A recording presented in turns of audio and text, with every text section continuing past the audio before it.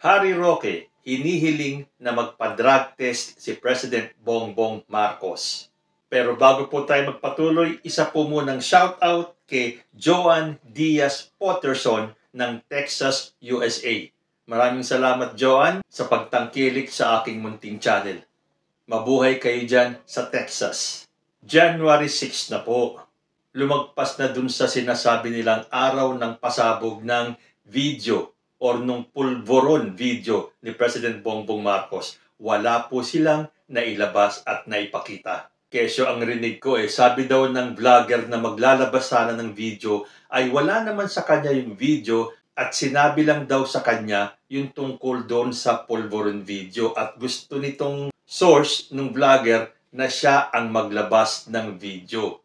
Pero mukha yatang nakuryente itong vlogger dahil wala naman pong nailabas na video.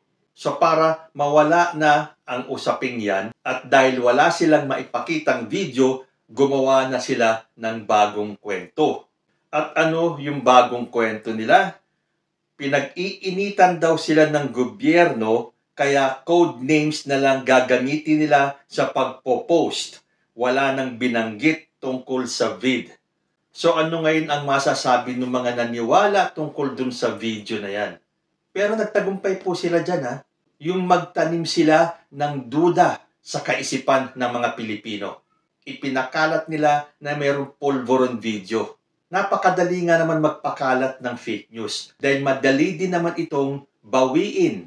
Kaya lang, naitanim na sa isipan ng tao yung tungkol dun sa issue na yon. Yung gumagamit daw si Pangulong Bongbong Marcos ng cocaine. So, naipakalat nila. Tapos binawi nila na hindi nila mailalabas yung video. Kaya lang, marami na ang nakaalam ng fake news na yon at natanim na sa isipan nila na si President Bongbong Marcos ay drug user. So, ano ba talaga ang dapat gawin dito sa mga taong ito? Kesyo yung iba sa kanila ay gustong magpaliwanag si President Bongbong Marcos tungkol sa issue na to. Siya daw dapat ang magsalita kung may katotohanan itong pulvoron issue na to. Ay nako, kayo ang nag-aakusa pero gusto nyo si President Bongbong Marcos ang magpaliwanag? Tama ba naman yun? Ano po ba ang masasabi ng isang attorney dyan? Ito po ang sinabi naman ni Attorney Harry Roque. Sabi po niya, ang aking suhestyon, may humble suggestion, magpa-drug test si Presidente. Dahil diyan lalabas ang katotohanan. Kung siya ay gumagamit o gumamit ng droga, magkakaroon yan ng residual effect. So, tingin ko, karapatan ng taong bayan yan at syempre, yan ay para din sa kabutihan ng Presidente ng malinaw at mapasinungalingan ang mga paratang. Ayaw ko naman na palaging pinagbibintangan na gumagamit ng droga ang ating presidente. Gusto kong malinis din ang pangalan ni Presidente at sa pamamagitan ng siyensya, drug test, yan ay mapatutunayan o mapasisinungalingan. Come on, Attorney Harry Roque, yung ba talaga ang gusto mo? Na malinis ng Presidente ang kanyang pangalan? Hindi po ba nung panahon pa lang ng kampanya, 2 beses pa nagpa-drug test si Bongbong Marcos noon. Negative po ang naging resulta noon. Bakit hindi nyo pinaniwalaan? Dahil kayo, ang gusto nyo lang marinig ay yung gusto nyong marinig. Gusto ninyong itrap ang ating presidente. Hindi ba dapat yung mga nag-aakusa sa kanya, yung mga nagsasabi na meron silang videong ilalabas bilang pasabog daw, dapat sila muna ang maglabas ng ebidensya saka natin hingan ng paliwanag ang ating presidente. Or ganun ba talaga? Inakusahan ka, magpaliwanag ka kagad. Hindi ko po alam, hindi po ako attorney. Tama po ba si Attorney Harry Roque na gusto niyang magpa-drug test si Presidente Bongbong Marcos para daw malinis ang pangalan ni President Bongbong Marcos para malaman kung totoo o hindi?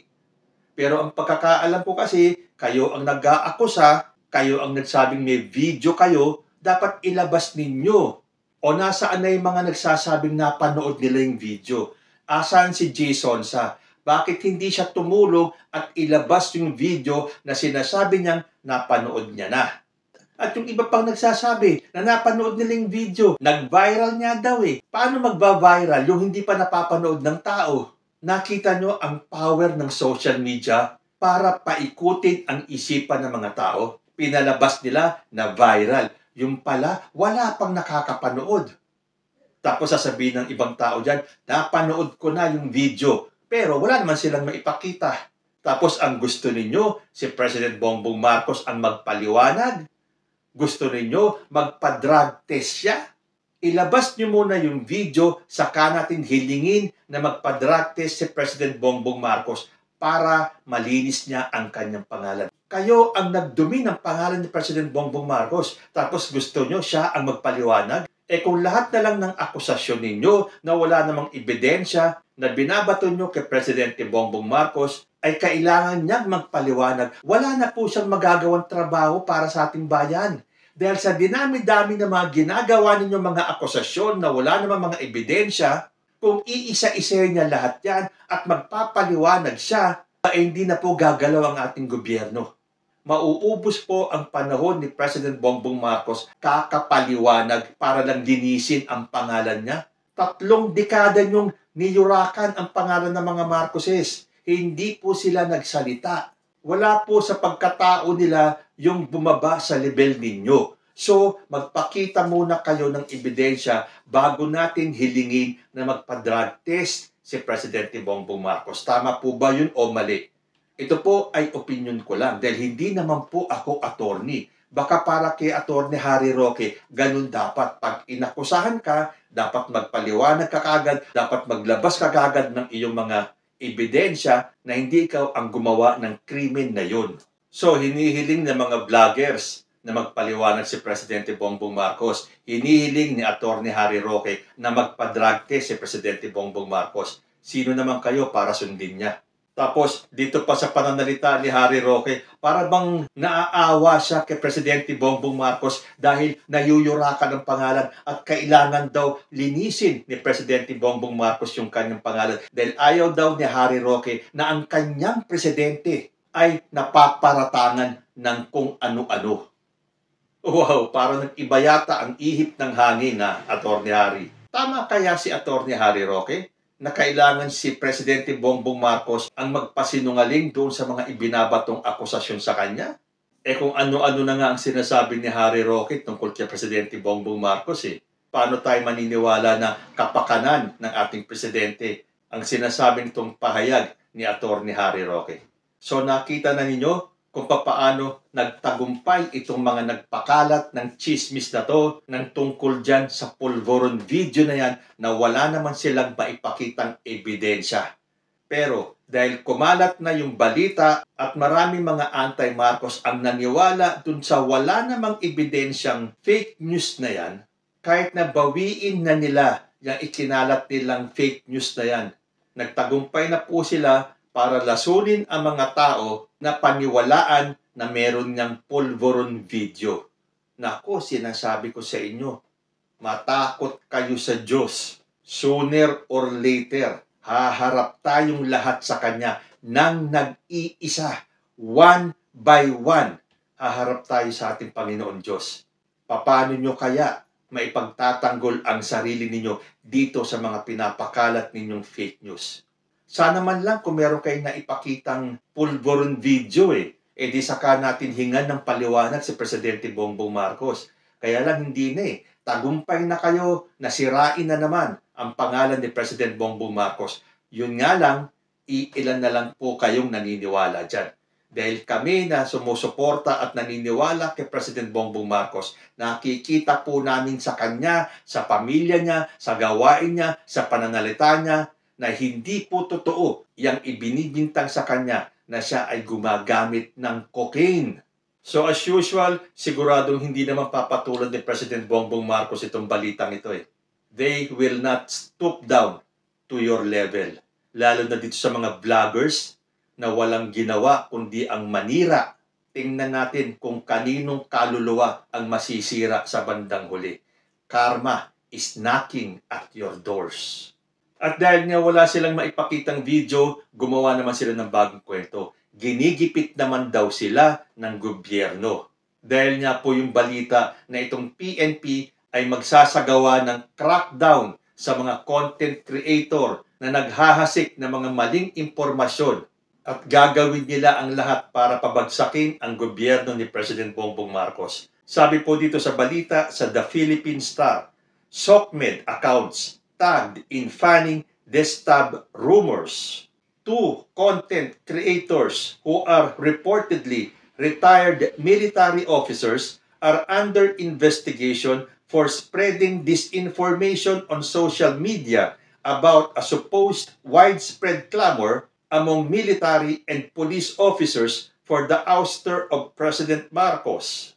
A security official privy to the ongoing probe who spoke on condition of anonymity said they have identified the 2 individuals engaged in spreading unverified information on video regarding an alleged plot by disenchanted men in uniform to have the president ousted. The source declined to name the 2 retired officers being investigated. So, ibig sabihin, being investigated, iniimbestigahan na itong dalawang retired military officers. Sabi ng opisyal, there are 2 of them and they are saying almost the same thing. Other content creators and individuals found having shared the videos of the 2 personalities in their respective social media accounts are also being investigated and may be slapped with criminal complaints for trying to destabilize the government. It is about time. Dahil sumusobra na po itong mga vloggers na to or yung mga nagpapakalat na mga maling informasyon. Yung inyong freedom of speech ay meron pong hangganan. So hintayin po natin kung sino itong mga content creators na to na iniimbestigahan na ng PNP. Dahil sabi po dito, the Philippine National Police Chief General Benjamin Acorda Jr. earlier ordered the Anti-Cybercrime Group to intensify its cyber patrolling and identify the people behind the dissemination of false and damaging information on social media against the administration. At ang sabi po ni Public Information Officer Colonel Jean Fajardo, they already made great progress in its probe. We now have initial findings. So ito pala yung bago nilang kwento, na ginigipit sila ng gobyerno at sila ay iimbestigahan dahil sa pagpapakalat ng maling impormasyon. Tama lang po yan. Dapat lang. Totoo pong meron tayong freedom of expression, freedom of speech. Pero kung ito naman ay bordering on destabilization at para ibagsak ang gobyernong to, alangan namang walang gawin ng ating kapulisan. Alangan naman hindi kumilos ang mga taong gobyerno. Pababayaan ba nila kayo na sirain at gibain at pabagsakin ang gobyernong ito? Well, dyan kayo nagkakamali. So sinabi dito, hindi naman daw pinangalanan yung dalawang retired officers. Pero sinabi din po dito, kasama pong iimbestigahan yung mga nag-share ng mga balitang ito. Pero bakit po kaya dito sa Radyo Pilipinas, ang Philippines State-Controlled Media, meron po silang pinangalanang tao? Headline po nila, vlogger na nagdadawit sa pangalan ng AFP at PNP chiefs sa issue ng destabilisasyon, tinutugis na ng PNP. Ito'y matapos ipakalat ng umano'y isang retired Army General na si Johnny Macanas Sr. sa kanyang YouTube video na kinukumbinsi umano ng PNP Chief at ni AFP Chief of Staff General Romeo Browner Jr. si Pangulong Ferdinand R. Marcos Jr. na magbitiw umano sa pwesto. Ayon kay PNP Public Information Office Chief Jean Fajardo, walang katotohanan ang nakasaad sa video at ito'y malinaw na isang uri ng paninira at disinformation. So kayo na po ang bahalang humanap ng YouTube channel nitong si retired Army General na si Johnny Macanas Sr. para kayo na rin po ang humusga kung totoo nga itong sinasabi na ang isinasaad ng video niya ay isang uri ng paninira at disinformation. Huwag po tayong tumulad sa iba dyan na basta-basta na lang naniniwala sa mga ipinapakalat na fake news. So ito na kaya yung sinasabi ng mga vloggers na nagpakalat nitong pulburon issue na to, na porke wala silang mailabas na video, ito naman ang kanilang drama ngayon. Ginigipit daw sila ng gobyerno. Kayo po, tama po ba itong ginagawa ng PNP para habulin itong mga fake news peddler na ang layunin ay magpakalat ng paninira at disinformation? At payag ba kayo dun sa hinihiling ni Atty. Harry Roque na dapat daw magpa-drug test si President Bongbong Marcos? Comment lang po down below and I will see you next time, and please let us all pray for peace.